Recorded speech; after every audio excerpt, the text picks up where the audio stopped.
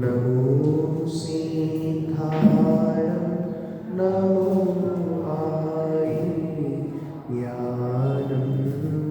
नमो वज्राय नमो योनि सर्वसानं मंगलं भगवान् वीरो मंगलं गौतमो वै मंगलं कुन्दकुन्दार्यो जैन धर्मोऽस्तु मंगलं जैन धर्मोऽस्तु मंगलम्। हमारी चर्चा आचार्य बादीप सिंह सूरीकर श्री चक्र चूड़ामणि ग्रंथ पर चल रही है। इसमें जीवनधर स्वामी के चरित्र का वर्णन है। ये 23वें कामदेव थे। तो कल अपन ने देखा था कि 2 सखियां थी, एक का नाम था गुणमाला और एक का नाम था सुरमंजरी। दोनों ने चूर्ण बनाया था, एक तरह का लेप बनाया था, ऊटन बनाया था, और वो दोनों आपस में कह रही थी मेरा सही है, मेरा सही है। तो निर्णय नहीं हो पा रहा था, क्योंकि हर कोई अपनी वस्तु को सच्चा बोलता है, अपनी वस्तु को अच्छा बोलता है। तो दोनों सखियों ने निर्णय किया, अपनी अपनी दासी को बुलाया और कहा कि जो हमने चूर्ण बनाया है उनमें कौन सा चूर्ण श्रेष्ठ है, इसको जानने के लिए कोई बुद्धिमान पुरुष के पास जाओ। तो वो दोनों दासी जीवनधर कुमार को बुद्धिमान समझकर उनके पास जाती हैं, और जीवनधर कुमार अपने विवेक द्वारा निर्णय करते हैं कि गुणमाला द्वारा जो बनाया गया चूर्ण है वो एकदम सही है और बहुत सारे गुण वाला है, और जो सुरमंजरी का चूर्ण है वो श्रेष्ठ नहीं है, उत्तम नहीं है। इतना ही सुनकर सुरमंजरी की दासी भड़क जाती है। ऐसा कैसे कह सकते हो आप भी तो वो ही कह रहे हो जो पहले विद्वानों ने कहा था, ऐसा लगता है आप एक ही गुरु के चेले हो। तो उन्होंने कहा कि भैया ऐसा नहीं है, मैं आपको अभी सिद्ध करके बता दे रहा गुणमाला का चूर्ण श्रेष्ठ क्यों है और सुरमंजरी का चूर्ण श्रेष्ठ क्यों नहीं है। तो उन्होंने दोनों चूर्णों को हवा में उड़ाया, और गुणमाला का चूर्ण जब हवा में उड़ाया तो बहुत सारे जो भ्रमर थे वो चूर्ण के आसपास मंडराने लगे। इससे पता चला कि गुणमाला का चूर्ण श्रेष्ठ है और सुरमंजरी ने जो चूर्ण बनाए हैं वो श्रेष्ठ नहीं है। फिर एक और कारण दिया था कि सुरमंजरी ने जो चूर्ण बनाया है वो अकाल में बनाया है। किसने बनाया है? अकाल में। तो अकाल में कोई भी काम नहीं करना चाहिए, जिसकी अपन ने कल चर्चा की थी। तो इसलिए सुरमंजरी ने जो चूर्ण बनाया है वो उत्तम नहीं है। इतनी चर्चा अपनी कल हो गई थी। अब देखो, सुरमंजरी का उदास होना, अब उसको पता चला कि भैया मेरा चूर्ण अच्छा नहीं है, तो उदास हो गई। तच्चासीत सुरमंजर्या विरागस्यैव कारणं नाह्यत् रोचते न्याया मेष्या दूषित चेतसे। इसका लेंस हिलाना पड़ेगा, लेंस को थोड़ा हिलाना पड़ेगा। आ गया। और यह निर्णय सुरमंजरी के वैराग्य का ही कारण हुआ। मतलब जब सुरमंजरी को पता चला कि मेरा चूर्ण श्रेष्ठ नहीं है, गुणमाला ने जो चूर्ण बनाया वही अच्छा है, निश्चय से संसार में ईर्ष्या से दूषित चित्त वाले मनुष्य के लिए न्याय की बात रुचिकर नहीं लगती। जिसको ईर्ष्या होती ना, उसे दूसरों की बात अच्छी नहीं लगती। देखो सल्लाह, चूर्ण की श्रेष्ठता का यथार्थ निर्णय सुरमंजरी की उदासीनता का कारण बन गया। उदासीनता का मतलब ये मत समझ लेना वैराग्य ले लिया दीक्षा लेने जा रही।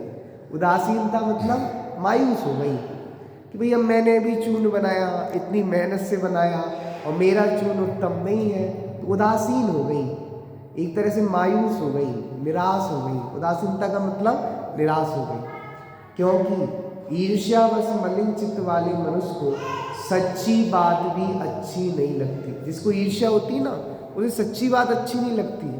सच्ची कितनी भी बात कहो, लेकिन उसे सच्ची बात भी ईर्ष्या के कारण अच्छी नहीं लगती। विशेषार्थ, यद्यपि सुरमंजरी जानती थी कि जीवनधर कुमार ने चूर्णों का परीक्षण कर यथार्थ निर्णय किया है, जो पक्षपात रहित है और निर्दोष है एवं ब्राह्मणों द्वारा कराए गए परीक्षण से प्रमाणित है। ब्राह्मणों द्वारा परीक्षण करा लिया था, इसमें विवाद करने की किसी कोई की अवकाश ही नहीं है।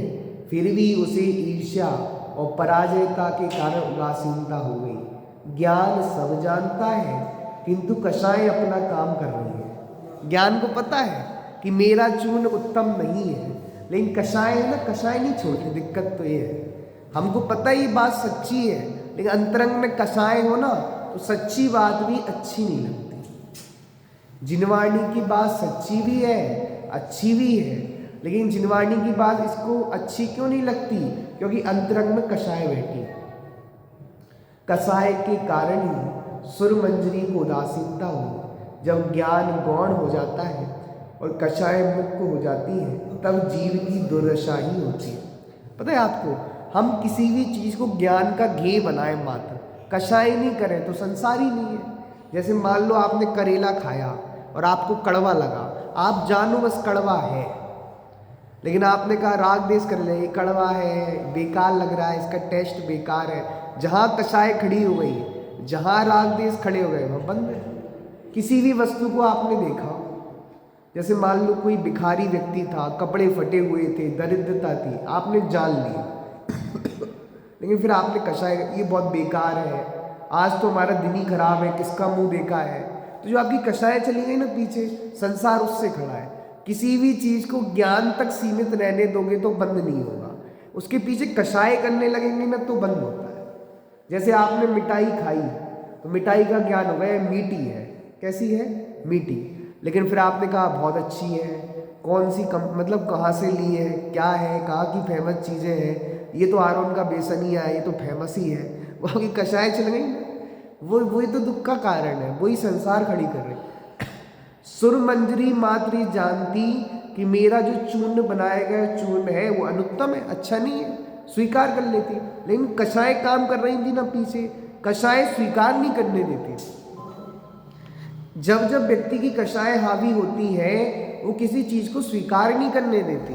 तो बताओ, जो मारीची का जीव था, आदिनाथ भगवान के समो शरण में आया कि तुम 24वें तीर्थंकर बनोगे, जान लेता 24वें बन रहे, लेकिन काम कषायों ने किया। अच्छा, तुम पहले और मैं 24वां, ऐसा कैसे होगा? ये कौन बोल रही है? उसकी कषाय बोल रही है। रावण था ना, रावण जान लेता कि भैया मैं नारायण से प्रति नारायण का वध होता है, लक्ष्मण जी नारायण है और मुझको मारेंगे, प्रति नारायण नियोग है, जान लेता। नहीं, कषाय भड़की, ऐसे कैसे हो सकता है, मैं भी 3 खंडाधिपति हूँ, मैं भी लड़के ही हार मानूंगा। उनने कहा था सीता जी को दे दो, लेकिन नहीं दिया। क्या कौन काम कर रही थी? कषाय। इस व्यक्ति की जब जब कषाय हावी होती है, इसकी दुर्दशा होती है। देखो, सुरमंजरी का वापस लौटना।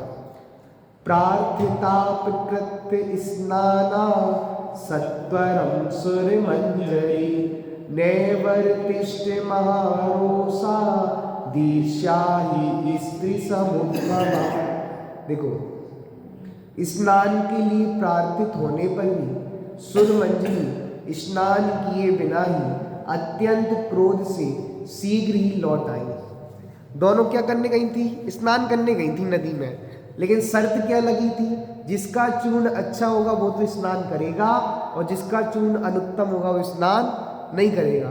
तो सुरमंजरी को पता चला मेरा चूर्ण तो अच्छा है नहीं है, तो बिना स्नान के वो लौटने लगी। स्नान के प्रार्थित होने पर भी सुरमंजरी स्नान के किए बिना ही अत्यंत क्रोध से शीघ्र ही लौट आई। निश्चय से ईर्ष्या स्त्रियों से ही उत्पन्न हुई होगी। नीति एक वो नीति वो दी थी, क्या नीति? स्त्री नाम एवं दुर्मति, स्त्रियों की दुर्मति होती है। देखो, आचार्य तो स्त्रियों के पीछे ही पड़े, अभी कह रहे हैं दूसरी नीति, स्त्रियों से ही ईर्ष्या उत्पन्न हुई है। इस ईर्ष्या किसने जनित? ईर्ष्या का जनक कौन है? स्त्री। देख लो आप, तो प्रैक्टिकल है। कोई जेठानी हो तो उसके पास 3 तोले का हार हो, और देरानी हो 2 तोले का हार हो, पहनना भले ही नहीं है, लॉकर में ही रखा है, वो हार का सुख तो नौकर ही भोगता है, लेकिन देरानी दुखी, इनका 3 का मेरा 2 का, इनका 3 का मेरा 2 का, जीवन भर दुखी। किससे? ईर्ष्या से। इसलिए आचार्य देव कह रहे हैं ईर्ष्या स्त्रियों से उत्पन्न हुई है। आप तो मैं गजब गजब के उदाहरण दे सकता हूँ आपको। जैसे मान लो बिलौआ हुआ, महिलाएं गई बिलौआ में, पुरुष तो जाते हैं, उनको मिलता तो कुछ है नहीं, ज़्यादा से ज़्यादा में नारियल मिलेगा, गिफ्ट तो महिलाओं को ही मिलती है। तो बताओ, अब गिफ्ट मिली, गिफ्ट बट रही थी, अब क्या वो महिलाएं बहुत ज़्यादा थी, गिफ्ट खत्म, दूसरी गिफ्ट लाई गई, अब दूसरी गिफ्ट बांट दी विपिन भैया। अब जो पहली वाली महिलाओं को गिफ्ट मिली थी बहुत अच्छी थी, और जो बाद में गिफ्ट मिली वो बेकार थी।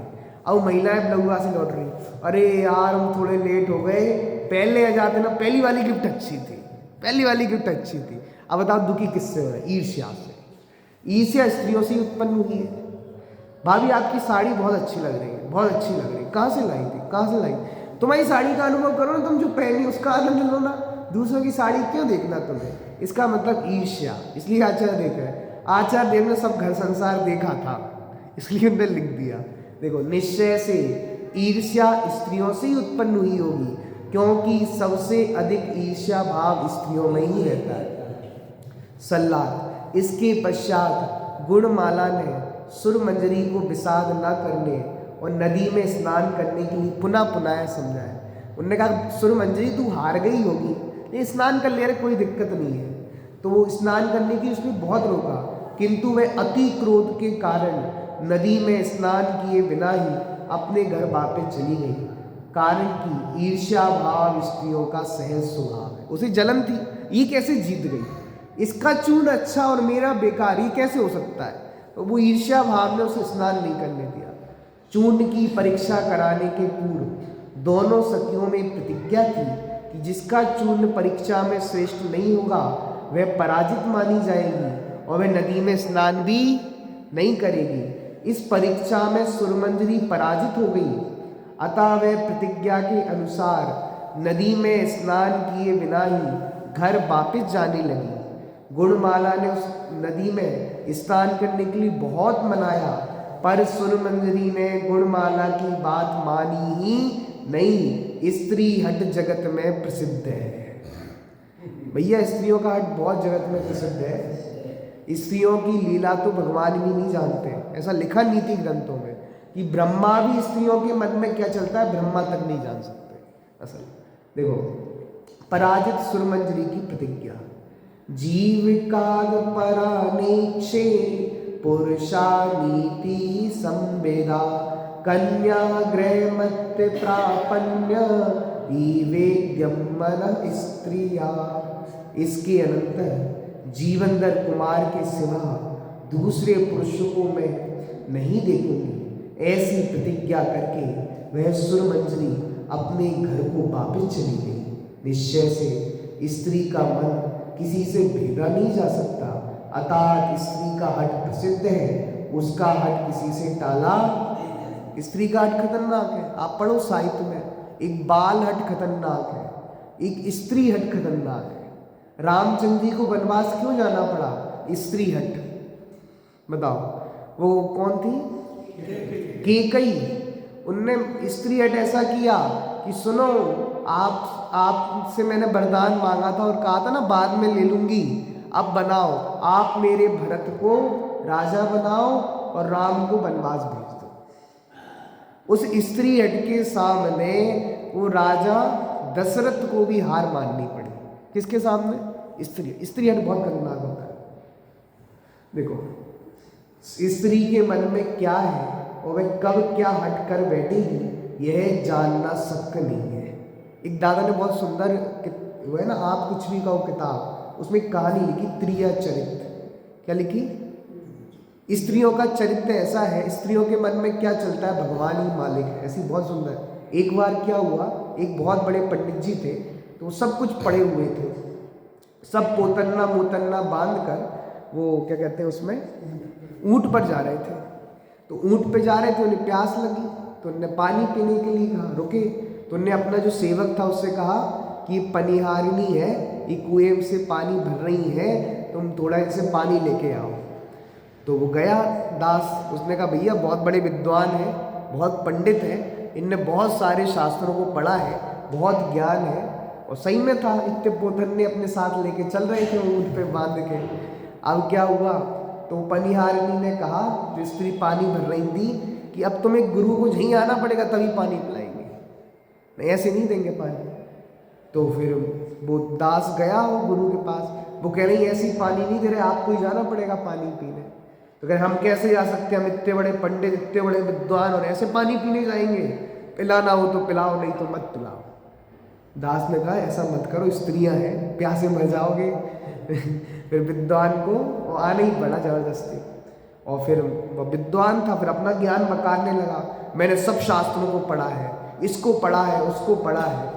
तो वो पानी बनने वाली एक पनियारनी थी, वो बुद्धिमान थी, तुमने त्रिया चरित्र को पढ़ा है क्या, तुमने स्त्रियों का चरित्र पढ़ा है क्या? अरे मैंने बहुत सारे पुराण पढ़ लिए, वेद पढ़ लिए, उपनिषद पढ़ लिए, पर आज तक मुझे स्त्री चरित्र का कोई ग्रंथ नहीं मिला पढ़ने। ये स्त्री चरित्र क्या है, त्रिया चरित्र क्या है? उसने कहा चलो मैं तुम्हें त्रिया चरित्र बताती हूँ। पंडित जी आप बहुत भूखे होगे, आपको भोजन की आवश्यकता होगी, आप चलो मेरे घर में आपको भोजन कराती हूँ। क्या कराती हूँ? भोजन कराती हूँ। तो पंडित जी को वह स्त्री भोजन कराने ले गई। जैसे ही अंदर पंडित जी गए और वो स्त्री भी अंदर गई, उसने घर का जो गेट था वो अंदर से लगा लिया। तो कह रहे महाराज क्या कर रहे हो, अंदर से गेट क्यों लगा रहे हो? वो स्त्री से बोलता है कि आप अंदर से गेट क्यों लगा रही हो? नहीं नहीं तुम शांत रहो, तुम्हें त्रिया चरित्र बताती हूँ। क्या बताती हूँ? त्रिया चरित्र। अब क्या हुआ, उसने अंदर से गेट लगा लिया। इतनी देर में क्या हुआ, बाहर से फिर से कोई गेट खटखटाने लगा। स्त्री ने कहा, डर गई स्त्री एकदम, अरे मेरे पति होंगे, पति होंगे। अब वो पराया पुरुष के सामने देखेंगे तो क्या होगा, क्या होगा, क्या होगा? वो पंडित भी लगाए, मेरी इतनी प्रतिष्ठा, मेरा इतना सम्मान, और तुमने मुझे फंसा दिया, मैंने पहले ही कहा था अंदर से गेट मत लगाओ। तो उसने कहा कोई बात नहीं, कोई बात नहीं, आप इस ड्रम के अंदर दुख जाओ। वो टंकी के अंदर दुखा दिया उसको, और टंकी के अंदर दुखा के उसका ताला लगा लिया और चाबी अपने पास रख ली। तो फिर गेट खोला, पति देवी निकले। तो पति ने कहा इतनी देर क्यों हो गई गेट खोलते में, आखिर क्या है? तो पत्नी ने कहा आप तो मुझ पे ही शक करोगे, रोने लगी। तो क्योंकि स्त्रियों का हथियार तो रोना ही है, आप तो मुझ पे ही शक करोगे, ये करोगे, वो करोगे। अरे उस ड्रम में कुछ है, वो चाबी निकाली और फेंक दी, देख लो उस ड्रम में क्या है। वो पंडित सोच रही तो मरवा दिया इसने, कह रही दुख जाओ, और उसकी चाबी खुद ही दे रही है। तुम्हें विश्वास नहीं ना, ये रखी चाबी, ले जाओ, देख लो उस ड्रम में क्या रखा है, उस कमरे में क्या है, देख आओ, देख आओ। वो पंडित जी की हालत क्या हो रही थी बताओ, खराब हालत हो रही। इसने तो मेरे को फंसा दिया, कह रही दुख जाओ, किसी को नहीं बताऊंगी, लेकिन ये तो कह रही कमरे की चाबी भी दे रही, ड्रम भी बता रही, देख आओ। लेकिन वो पति समझ गया स्त्रियों से ज़्यादा बहस नहीं करनी चाहिए, भैया तुम कह रही सत्य है। तो उसने चाबी तो नहीं उठाई और चला गया। फिर उसने फिर से गेट लगाया और पंडित जी को ड्रम के अंदर बंद किया था ना, फिर खोला। पंडित जी कह रहे भैया हम समझ गए त्रिया चरित्र को, जय जिनेंद्र हम चलते हैं। मतलब आज तक हमने बहुत शास्त्र पढ़ लिए थे पर त्रिया चरित्र को नहीं पढ़ा। क्यों? बताओ, आप पूरी कहानी में देखना कि एक तो खुद ने ही बंद किया और खुद ही कहती लो चाबी और देख लो। और जब कोई अंदर है और पति से भी बात कर रही, हाँ कोई अंदर है देख लो, तुम्हें तो मुझ पे ही शक होगा, मैं ही बेईमान हूँ। बताओ ये सब किसका चरित्र है? स्त्रियों का मन ऐसा होता है कि ब्रह्मा भी नहीं जान सकते, ऐसा लिखा। देखो स्त्रियों के मन में क्या है, वह कब क्या हट कर बैठेंगी यह जानना शक्य नहीं है। मैं जीवेंद्र कुमार के अतिरिक्त अन्य किसी पुरुष को पति रेप में देखूंगी नहीं, ऐसी प्रतिज्ञा कहकर सुरमंजरी अपने घर चली गई। सुरमंजरी ने कहा मैं शादी करूंगी तो किससे? जीवेंद्र कुमार से, नहीं तो नहीं करूंगी। विशेषार्थ जीवेंद्र कुमार द्वारा चूर्ण का परीक्षण के पश्चात उनके निर्णय से सुरमंजरी का कुपित होना तो स्वाभाविक ही था, क्योंकि सार्वजनिक रूप से हुई पराजय सहन करना बहुत कठिन है। तो सार्वजनिक पराजय हो ना तो बहुत मुश्किल हो जाता सहन करना। अब मैं कभी जीवेंद्र कुमार को देखूंगी नहीं, ऐसा निर्णय तो उचित प्रतीत होता है, किंतु उसका प्रतिज्ञा पूर्वक क्या निर्णय था?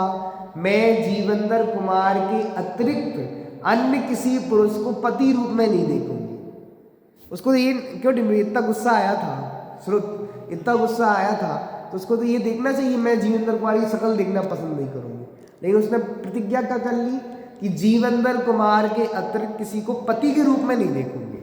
उल्टी प्रतिज्ञा कर ली ना, और कषाय में प्रतिज्ञा ली जाती है, जीवेंद्र कुमार के अतिरिक्त अन्य किसी पुरुष को पति के रूप में देखूंगी नहीं। आश्चर्यजनक लगता है। उसके इस निर्णय से पता चलता है स्त्री के मन में क्या है, वह क्या चाहती है, ये जानना बहुत कठिन है। क्या चलता है देखो, गुणमाला का भी अत्यंत दुखी होना। सख्यां प्रतेव याताया गुणमाला सुचोचिता, नाहि निष्टेष्ट संयोग वियोगा भमरुंदुतम। सखी के वैसे ही चले जाने पर गुणमाला ने उसके लिए बहुत शोक किया। उसने कहा मैं तो बुला रही थी स्नान कर लो नदी में और नहीं आई, सखी तो थी। तो वो गुणमाला सुरमंजली की दुखी हो रही है। निश्चय से अनिष्ट दुखदायी वस्तु के संयोग और इष्ट वस्तु के वियोग के समान कोई पीड़ा देने वाला नहीं है। सल्लाह, अपनी प्रिय सखी सुरमंजरी के कुपित होकर नदी में स्नान किए बिना ही घर वापस चले जाने के कारण गुणमाला को बहुत दुख हुआ, क्योंकि इष्ट का वियोग और अनिष्ट का संयोग अत्यंत दुखदायी है। इष्ट का वियोग हो जाए, कोई अपना चाहने वाला वो चला जाए तो बहुत दुखी होते हैं, और अनिष्ट का संयोग हो जाए जिसको हम चाहते नहीं है उसका संयोग अत्यंत दुखदायी है। ये आर्त ध्यान है। इष्ट का वियोग होना पहले नंबर का अर्थ ध्यान है, अनिष्ट का संयोग होना दूसरे नंबर का अर्थ ध्यान है। जीव इष्ट के वियोग में भी दुखी होता है और अनिष्ट के संयोग में भी दुखी होता है। इसलिए हे भगवान, मेरे आर्त ध्यान ना हो, ऐसी कामना करना चाहिए। गुणमाला और सुरमंजरी बचपन से ही सखियां थी, परस्पर में प्रेम भी कम नहीं था, किंतु घटना विशेष से सुरमंजरी का कुपित होना तथा उसके वियोग होना गुणमाला को अत्यंत दुखदायी लगा। रागी जीव अपनी कल्पना से किन्हीं पदार्थों के संयोग को इष्ट और किन्हीं पदार्थों को अनिष्ट मानते हैं, किंतु वस्तु स्वरूप के समीप जाकर देखने पर पता लगता है कि विश्व में सर्वकथित 6 द्रव्य है। कितने द्रव्य हैं? 6 द्रव्य में कौन सा द्रव्य इष्ट है और कौन सा द्रव्य अनिष्ट है? बोलो सुनो, 6 द्रव्यों में से कौन सा द्रव्य इष्ट है, कौन सा अनिष्ट है? नाम है किसी का, किसी द्रव्य का नाम परमानेंट इष्ट हो और किसी द्रव्य का परमानेंट अनिष्ट हो, है ही नहीं। जीव, पुद्गल, धर्म, अधर्म, आकाश, काल, 6 द्रव्य ना। इनमें इष्ट कौन सा है? किसका नाम इष्ट है ही नहीं, और किसका नाम अनिष्ट है ही नहीं। इष्ट अनिष्ट तो कल्पना है। इष्ट अनिष्ट न कोई जग में मात्र ज्ञान के हो, क्यों पर लक्ष्य करे रे मूरख अपने से सब भिन्न। सब भिन्न है, कोई इष्ट नहीं है, कोई कल्पना है कोरी। जो पंखा सर्दियों में अनिष्ट लगता है वही पंखा गर्मियों में इष्ट लगने लगता है। बताओ पंखा इष्ट अनिष्ट है कि नहीं? कल्पना इष्ट अनिष्ट है इसकी। बताओ, इस देखो पदार्थों के भेद, चेतन अचेतन पदार्थ तो है, रूपी अरूपी पदार्थ तो है। रूपी किसे कहते हैं? जो देखने में आता है, जिसपे स्पर्श रस गंध पाया, और अरूपी जो देखने में नहीं आते, जिनके स्पर्श रस गंध नहीं है। बहुप्रदेशी और एक प्रदेशी। बहुप्रदेशी कितने द्रव्य हैं? बताओ, बहुप्रदेशी कितने द्रव्य हैं? और एक प्रदेशी काल द्रव्य। काल द्रव्य एक प्रदेशी है और बाकी 5 अस्थिकाय हैं। चाचा जी कौन है? पंचास्तिकाय ग्रंथ है ना, पंचास्तिकाय। तो पंचास्तिकाय ग्रंथ का मतलब क्या है डिम्बी भैया? 5 अस्थिकायों का वर्णन है। किसका वर्णन है? तो 5 अस्थिकाय का मतलब क्या है? जो बहुप्रदेशी है। कैसे हैं? जिसमें अनेक प्रदेश पाए जाते हैं। जो एक से अधिक प्रदेश वाले उनको कहते हैं बहुप्रदेशी। तो जीव, पुद्गल, धर्म, अधर्म, आकाश, ये है पंचास्तिकाय। कौन है श्रुत? जब जब हम पंचास्तिकाय बोलेंगे तब उसमें एक द्रव्य नहीं आता। कौन सा? काल। कौन सा नहीं आता? काल, पर काल तो सबका ही आता है, मृत्यु पंचाष्टिकाय में काल नहीं आता, पर सबका काल आता है। पंचाष्टिकाय में काल नहीं है, क्यों नहीं है? एक प्रदेशी है। काल द्रव्य कितना प्रदेशी है? एक प्रदेशी है।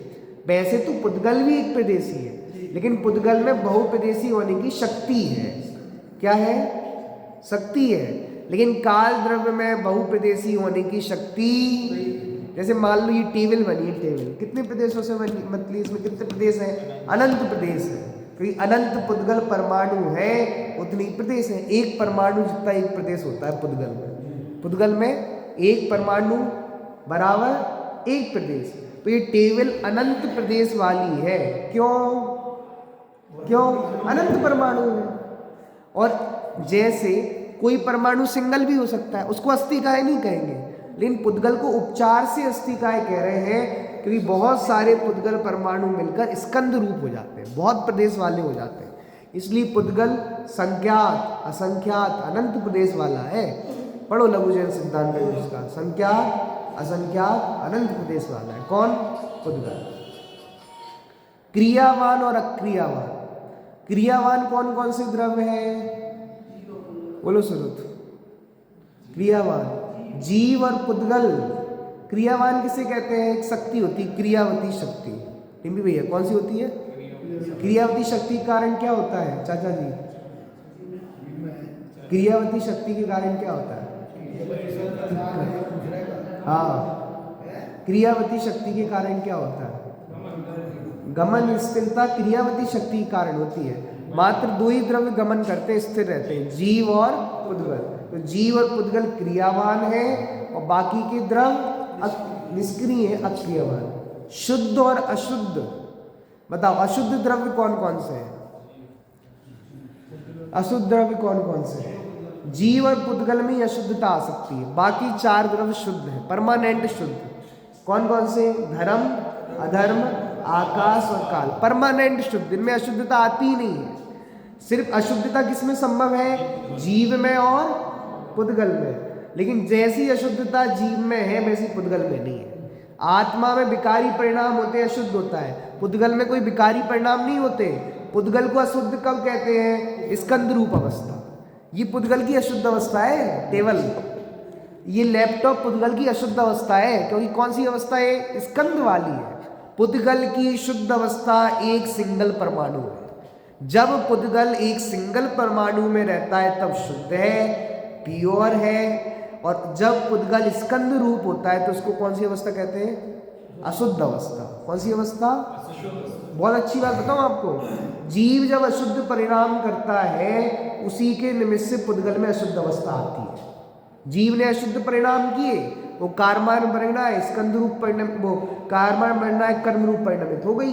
तो जीव भी अशुद्ध परिणाम कर रहा है, उसके निमित्त से कर्म भी कैसे परिणमित हो रहे हैं? कार्मान बनना है, कर्म रूप, तो अशुद्धता है। देखो हाँ, ये रहा भेद की है, ये सब जीव और अजीव के भेद है। लेंस में दिक्कत है, लेंस हिलाना पड़ेगा।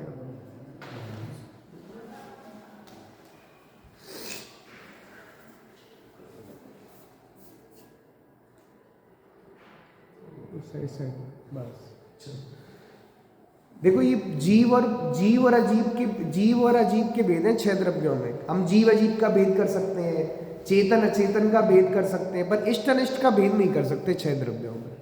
क्या कहा? 6 द्रव्यों को आप किस किस में बांट सकते हो? चेतन में और अचेतन, इसमें बांट सकते हो।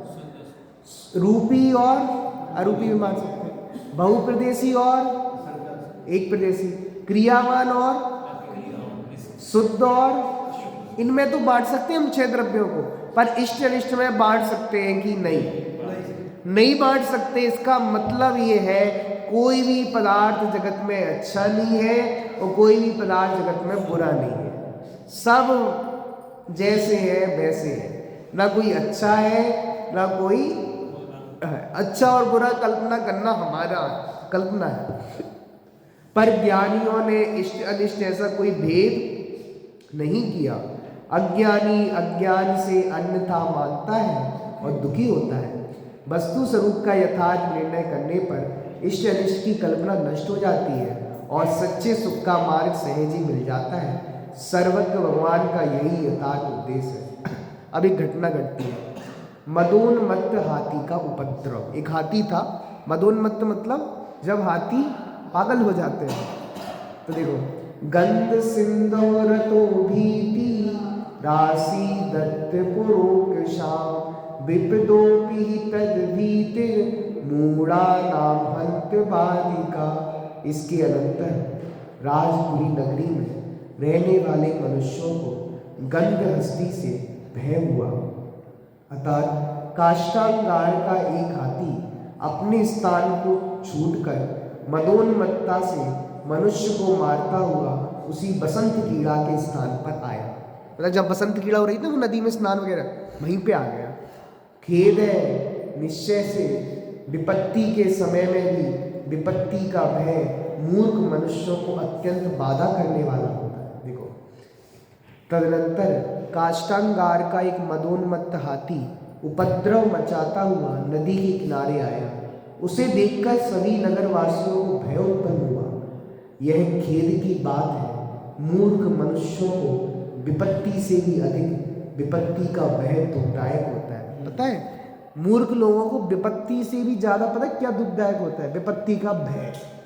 अभी चल रहा है ना, कोरोना आ रहा है, कोरोना आ रहा है, तो डरे हुए हैं, सब सहमे हुए हैं। दुकान बंद हो जाएगी, घर में पैक हो जाएंगे, क्या होगा क्या होगा। वैसे तो मुश्किल से निकले थे, वैसे ही डर रहे हैं, वैसे ही डर रहे हैं ना। तो विपत्ति तो दुखदायक है ही, लेकिन अज्ञानी को विपत्ति का भय ही डरा देता है। विपत्ति नहीं आई, उसके पहले भी विपत्ति आ जाएगी, अचानक कोई घटना घट जाएगी, उसका भय ही डराता है। बोलो, काष्ठांगार का भय मदोन्मत्त हाथी गंध हस्ती उपद्रव मचाता हुआ एक मकान वृक्ष आदि को ताड़ता हुआ नदी किनारे आया। इससे सभी नगरवासी भयभीत होकर सब कुछ भूलकर अपने प्राण बचाने के लिए इधर उधर भागने लगे, क्योंकि संकट के समय सामान्य मनुष्यों का विवेक नष्ट हो जाता है। जब संकट आता है ना, सामान्य मनुष्य का विवेक नष्ट हो जाता है। आप देखना, प्रैक्टिकल कर लेना, आप कहीं खड़े हो जंगल में और आपके सामने शेर आ गया, आपसे भगते नहीं बनेगा, डरोगे शेर शेर शेर शेर से भागो ना, पसीने छूट जाते हैं। क्यों? जब विपत्ति आती है विवेक शून्य हो जाता है, कुछ काम नहीं करता, माइंड कुछ काम नहीं करता, फिर बाद में काम करता है, अरे मैं भग जाता तो अच्छा होता, मैं इधर रुक जाता तो अच्छा होता। क्योंकि विपत्ति के समय इस व्यक्ति का विवेक शून्य हो जाता है। कोई भी घटना घटती ना, उसके बाद में बोलते हैं अगर ऐसा कर लेते तो बढ़िया रहता, इधर छिप जाते तो बढ़िया रहता। लेकिन जब विपत्ति आई थी तब कहाँ गए थे तुम्हारा माइंड, उसके साथ विवेक शून्य हो गया। परिजनों का भाग जाना। अब बताओ, अब क्या हुआ? परिजन भग रहे हैं, विपत्ति आ रही ना, किस पे आई? देखो, परिजनस्तु तम पश्यन् गुणमाला मता त्यजन् नाहि सन्ति जन्तूनां पाये सति बांधवा। इसके अनंतर हाथी को देखते हुए गुणमाला के संबंधी पुरुषों ने उस गुणमाला को अकेला छोड़ दिया। निश्चय से इस संसार में विपत्ति आने पड़ने पर मनुष्यों के बंधु नहीं रहते, अतः विपत्ति में सब छोड़कर भाग जाते हैं। अब वो हाथी आ रहा था, मदोन्मत्त हाथी, अपने उसमें ही क्या कहते हैं, अपनी मस्ती में आ रहा था, और जहाँ सब नदी में स्नान करने, जल क्रीड़ा करने गए थे, वहीं पे पहुंचा तो गुणमाला पे उसने आक्रमण कर दिया। किस पे आक्रमण कर दिया? अब गुणमाला पे आक्रमण कर दिया तो गुणमाला को किसी ने नहीं बचाया, सब अपनी जान बचा के भग गए। कौन पल्ले में पड़े बता? विपत्ति के समय परिवारजन हाथ छोड़ देते हैं। जब जेब में लाखों होते हैं ना, तब लाखों लेने वाले बहुत मिलते हैं। जब एक में जेब में 1 रुपया नहीं होता ना, तब देने वाला कोई नहीं मिलता। जब लाखों होते हैं तब लाखों देने वाले से क्या फायदा? जब हमारी जेब में 1 रुपया नहीं हो तब तुम दो, तब पता चलेगा तुम सच्चे परिजन हो, सच्चे हेतु हो। नियम सार में तो यही कहा, ये सारे परिवारजन ठगों की टोली है, ठगते हैं हमसे। हम सोचते हैं विपत्ति के समय काम में आएंगे, कोई नहीं आता। कोरोना का काल आया था ना, कोई एक दूसरे पास जाने को तैयार नहीं था, कौन जाए? अरे जब व्यक्ति मर गया, उसका शव डला हुआ है, जलाने कोई नहीं गया, तुम संस्कार करने, कौन अपनी आफत डाले? इसका मतलब ही पता है, हम झूठे कहते हैं तुम मेरा बेटा हो, मेरी पत्नी हो, मेरा ये। एक्चुअल में मोह हमको स्वयं से ज्यादा है। अपने शरीर से ज्यादा मोह इस व्यक्ति को दूसरी चीज से है ही नहीं। हम क्यों पड़े लपड़े में, हम क्यों पड़े? अब वो तो चले ही गए, मर गए, जलना होगा तो जल जाएंगे, अंतिम संस्कार होना, हम क्यों जाए, हम क्यों जाए? पता है इसका मतलब? विपत्ति के समय कोई साथ नहीं देता। बताओ, जब कोरोना आया था, वो जिसको कोरोना हो गया वो ले जा रहे हैं एम्बुलेंस में, तो कह रहे ले जाओ, तुम ले जाओ, हम नहीं जा रहे। विपत्ति के समय सब हाथ हटा लेते हैं, हाथ पीछे ले लेते हैं। तो गुणमाला की ऐसी दशा हुई, जितने भी सगे संबंधी थे सब हट गए अपनी जान बचा के, और बेचारी गुणमाला को छोड़ दिया। अब बचाने आएगा हीरो एंट्री होगी। इस संसार में विपत्ति आ पड़ने पर मनुष्यों के बंधु नहीं रहते, अतः विपत्ति काल में सब छोड़कर भाग जाते हैं। सल्लाद मंदोन्मत्त हाथी को अपनी ओर आता हुआ देख कर गुणमाला के रक्षक, नौकर चाकर और संबंधी उसे वहीं अकेला छोड़कर भाग गए, क्योंकि इस जगत में जीवों पर आपत्ति आ जाने पर कोई भी सहायक नहीं होता। विशेषतः इस स्वार्थी जगत में सब लोग सुख में साथी बनते हैं, दुख में कोई भी साथी नहीं होता। सुख में साथी सब बनते हैं, दुख में कोई नहीं बनता। इस कहावत को चरितार्थ करते हुए हाथी से भयभीत गुणमाला के रक्षक, नौकर और सगे संबंधी उसे वहीं पर अकेला छोड़कर अपनी अपनी जान बचाने के उद्देश्य से 9-2-11 हो गए। क्या हो गए? 9-2-11, कोई आगे कोई पीछे, सब हो गए। आपत्ति के समय यदि कोई सहायक है तो वह है मात्र अपना पूर्वत पुण्य कर्म का उदय। सच्ची बात तो ये, पुण्य कर्म का उदय तुम्हारा सहायक है। और भी बात कहें तो बाबूजी ने लिखा है, चेरे रक्षक धर्म हमारा हो, ओ धर्म हमारा, चेरे साथी जग में न हमारा कोई का, हम भी न रहे जग के। कौन रक्षक है? धर्म ही रक्षक है। सीता जी को अकेले छोड़ के आ गए कृतांतवत सेनापति। उसका दिल दुख रहा था कि मैं कैसे छोड़ दूं अकेला, पर पराधीनता थी ना नौकरी की, कि रामचंद्र जी क्या नौकरी करते थे। वो सीता माता जैसी पवित्र स्त्री को जंगल में छोड़ना पड़ा। कृतांतवत सेनापति छोड़ के आया और अगली क्षण उसने अपनी नौकरी से इस्तीफा दे दिया। मुझे नहीं करनी ऐसी नौकरी, ऐसी पराधीनता में जीवन नहीं जीना जिस पराधीनता में मुझसे इतना बड़ा अन्याय करवा रहे हो तुम। छोड़ दी नौकरी और बैराग आ गए, दीक्षा ले ली। अब बताओ, सीता माता जंगल में अकेली, कौन सहायक है? रामचंद्र जी जिनसे शादी की थी, 7 फेरे खाए थे, कसमें ली थी कि सुख दुख में साथी बनेंगे। अब कहाँ गए रामचंद्र जी? कहाँ गए? कोई साथी नहीं है। उस समय भी उनके लिए एक साथी था, धर्म। बताओ, कोई ने साथ नहीं दिया, धर्म ने साथ दिया। चिर रक्षक धर्म हमारा हो, वो धर्म हमारा चिर साथी, वही साथी है और कोई साथी नहीं जगत में। पुण्य कर्म का उदय कहो, हमारे वो धर्म में परिणाम का वही सहायक होते और कोई सहायक नहीं। पुण्योदय के समय मैं पहले इसकी सेवा करूं, मैं उसकी सेवा करूं, कहते हुए उसकी सहायता के लिए तैयार होते थे। अतः आपत्ति के समय किसी व्यक्ति से मदद की अपेक्षा रखना उचित नहीं है। वास्तव में आपत्ति के समय तत्व ज्ञान का विचार करना ही उचित है। कितनी आपत्ति आई, पढ़ो सतियों को, सती अंजना पे कितनी बड़ी आपत्ति आई। झूठा लांछन लगा दिया, कोई गलत काम नहीं किया था उनने, ना ससुराल वालों ने रखा ना मायके वालों ने रखा, कोई काम नहीं आता विपत्ति के समय। कोई भी हो, कितना भी सगा रिश्तेदारी हो, विपत्ति के समय कोई काम नहीं आता। वास्तव में आपत्ति के समय तत्व ज्ञान का विचार करना ही उचित है। तत्व ज्ञान का वही शांति और समाधान देने वाला है और वही सच्चा सहायक है। अब देखो क्या होता है, हाथी गुणमाला की ओर बढ़े जा रहा है। धाय की सच्ची स्वामी भक्ति, वो धाय थी ना उसकी, उसको बहुत राग था उससे। कृत्वा ताम पृष्ठतो धात्री काचित् स्ताद्य दया वयम हताया मय्यता पूर्वम कन्नेनम हन्यतामिति। कोई धाय इससे पहले मेरे हत हो जाने पर पश्चात इस कन्या को मारना, यह कहकर और गुणमाला को पीछे कर दया भाव से खड़ी हुई। उसने कहा, धाय खड़ी आ गई आगे कि हाथी को पहले मुझ पे कुचलना पड़ेगा, मेरी लाश पे से गुजरना पड़ेगा, गुणमाला की रक्षा मैं करूंगी। इसको कहते हैं वात्सल्य। अपनी जान की परवाह नहीं की, ये है सच्ची भक्ति। कौन सी भक्ति है? इसको कहते हैं शक्ति नहीं है फिर भी भक्ति है। हाथी से लड़ने की शक्ति उस धाय में नहीं है, फिर भी क्या है? भक्ति।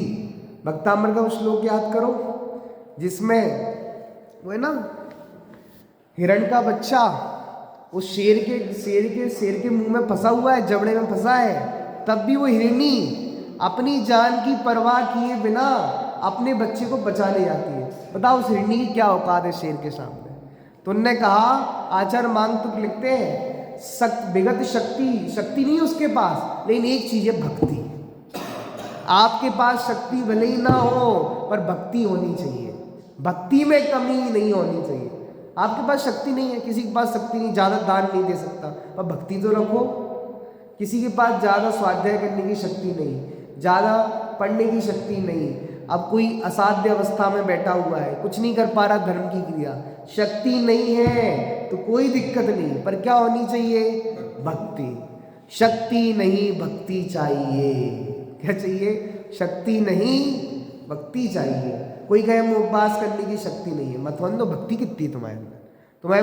तुमको देवशास्त्र की भक्ति है ना, शुद्धात्मा के प्रति तुम्हारा अहोभाव है ना, तुम्हारा कल्याण हो जाएगा। भले ही शक्ति नहीं उपवास करने की, भले ही तुम में याद करने की शक्ति नहीं हो, पर शिवभूति मुनिराज जैसी भक्ति हो तो कल्याण हो जाएगा। इसका मतलब ये है, शक्ति का रोना मत रो, चित्त में भक्ति रखो। तो इसको भक्ति थी, शक्ति भले ही नहीं थी हाथी से लड़ने की। एक स्वामी भक्त धाय ने गुणमाला की रक्षा के लिए अनुपम धैर्य और साहस का परिचय दिया। वह ये कहती हुई कि हाथी सबसे पहले मुझे मारेगा, फिर इस कन्या गुणमाला को अपने पीछे छिपाकर बड़े धैर्य और साहस के साथ खड़ी हो गई। मित्र का सच्चा स्वरूप सम दुख सुखाएव बंधवो हत्र बंधवा दूताएव कृता तस्य द्वंद्व काले पराणमुखा। निश्चय से इस संसार में समान है सुख और दुख और सुख जिनके, ऐसे बंधु ही मित्र कहलाते हैं। और जो विपत्ति में साथ छोड़कर दूर भाग जाते हैं वो यम के दूत हैं। जो दुख में और सुख में साथ दिलाए वही सच्चा मित्र है, और जो छोड़ के भग जाए विपत्ति काल में वो तो यम का दूत है। किसका दूत है? यमराज है वो तो। सुख में सुखी, दुख में दुखी होने वाले सागरनी सच्चे मित्रों बंधु हैं। सागरनी किसका नाम? कि सुख में भी सम्मिलित हो और दुख में भी सम्मिलित हो। पूछने तो जाए, आज कोई मंदिर में दिख क्यों नहीं रहा? रोज पूजन करने आते थे, आज तो आए ही नहीं। रोज स्वाध्याय में आते, आज तो दिखे ही नहीं। पूछे तो सही क्या हुआ है? घर पे जाके पूछे कोई बीमारी तो नहीं है, कोई तकलीफ तो नहीं है, कोई विपत्ति तो नहीं है। इसको कहते हैं सागरनी का वात्सल्य। पता नहीं वात्सल्य कहाँ गायब हो जाता है सबका। सुख में तो होते हैं पर दुख में नहीं होते। देखो, आपत्ति आ जाने पर साथ छोड़कर भाग जाने वाले लोग तो मानो साक्षात यम के ही दूत है। मतलब तुम्हें मरवा नहीं, छोड़ दिया। मदोन्मत्त हाथी द्वारा माने जाने के भय से लोग आपत्ति के काल में गुणमाला को अकेला छोड़कर भाग गए। वे यम के दूत के समान ही है। जिस धाय ने अपने प्राणों की परवाह न करते हुए गुणमाला की रक्षा की, वह वास्तव में सच्ची धाय, सागरिनी, मित्र, बंधु, जो कुछ भी कहो वह सिद्ध होती है। ऐसे प्रसंगों पर शत्रु और मित्र की सच्ची पहचान होती है। कब होती सच्ची पहचान? ऐसे समय, विपत्ति के समय। जीवनधर कुमार द्वारा अब हीरो की एंट्री, एकदम ग्रांड एंट्री हुई है। देखो, स्वामी परिणतम भीक्ष करिणम तमने वारयत स्वापदम नाहि पश्यन्ति संतापारात्य तत्परा। वाह! जीवनधर कुमार ने दांतों से प्रहार करते हुए उस हाथी को देखकर हटा दिया। निश्चय से दूसरे मनुष्यों के उपकार करने में तत्पर सज्जन पुरुष अपनी आपत्ति को नहीं देखते। देखो, चित्र देख लो आप तो।